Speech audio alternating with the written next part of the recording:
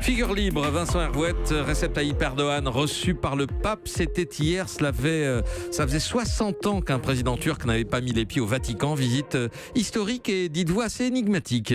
Oui, alors la police avait vidé les abords du Vatican et le président Erdogan est arrivé au milieu d'un décor désert. La dernière fois qu'un Turc s'est fait remarquer place Saint-Pierre, il avait un pistolet à la main, il a tiré sur le pape et il s'en est fallu d'un cheveu qu'il touche sa cible au cœur. C'était D'un Jean-Paul cheveu, II. Ouais. ou plutôt d'un doigt, puisque le tueur et la victime, Mehmet Ali Akka et Jean-Paul II, étaient tous les deux convaincus que la Vierge Marie pour l'un, Myriam pour l'autre, a dévié la balle. C'était le 13 mai 81, jour anniversaire des apparitions de Fatima, et le fameux secret de Fatima aurait annoncé l'attentat. Alors derrière l'actualité, derrière la réalité politique, le Vatican croit toujours en discerner une autre, plus profonde, plus mystérieuse. Hier, Erdogan est arrivé très en retard. Il a été reçu pendant près d'une heure. C'est beaucoup plus longtemps que prévu. Qu'est-ce que les deux hommes avaient à se dire, Vincent ? Alors, ils ont parlé de Jérusalem. La Turquie a pris la tête d'une croisade qui refuse que les Américains y déménagent leur ambassade et qu'ils reconnaissent Jérusalem comme capitale d'Israël. Erdogan aime jouer au sultan et Jérusalem lui sert à s'imposer dans le monde islamique. Et le pape ? Le Vatican sait depuis 1000 ans qu'il faut toucher à ces questions avec la délicatesse d'un artificier approchant d'un kamikaze.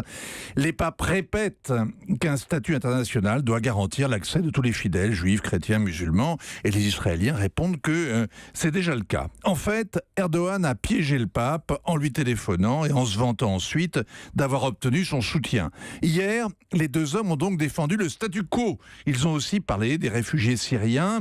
Officiellement, pas un mot sur les bombardements des Kurdes syriens. Rien que le nom pourtant de l'opération, rameau d'olivier, doit pourtant écorcher les oreilles papales. Rien sur les djihadistes égorgeurs qui servent de supplétifs à l'armée turque. Rien sur la dictature qu'impose Erdogan. Pendant qu'il parlait, plusieurs centaines d'internautes étaient arrêtés pour avoir critiqué l'opération en cours. Les internautes critiquent le pape lui-même de recevoir Erdogan. L'internaute s'imagine que le pape ignore le L'internaute calvaire. est ignorant. Non, il s'imagine que le pape ignore, ou il est innocent, que le pape ignore le calvaire des chrétiens d'Orient, qu'il minimise la menace islamiste. C'est le contraire. Hier matin, il recevait aussi des évêques chaldéens arrivant tout droit d'Irak. Le pape a ses infos de première main et les enjeux, il les connaît. Il a offert à son hôte l'icône d'un ange terrassant le dragon, la paix triomphant de la guerre. François, en fait, tente par tous les moyens de conjurer la fatalité de la guerre de civilisation que d'autres envisagent froidement. En refusant de se laisser enrôler, il fait comme Jean-Paul II pendant la guerre froide, allant visiter Ali Akka dans sa prison pour s'informer, avant de prier avec lui et Marie ou Myriam. Vincent Hervouette. Axel ? Oui, justement, Vincent, qu'est-il devenu ce Ali Akka là, qui avait tiré sur le pape en 81 ?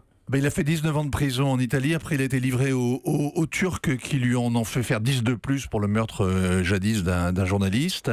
Et puis, il est sorti. Il est allé déposer 2 bouquets de fleurs, de roses sur la tombe de Jean-Paul II. Et puis maintenant, il a 60 ans et il s'ennuie.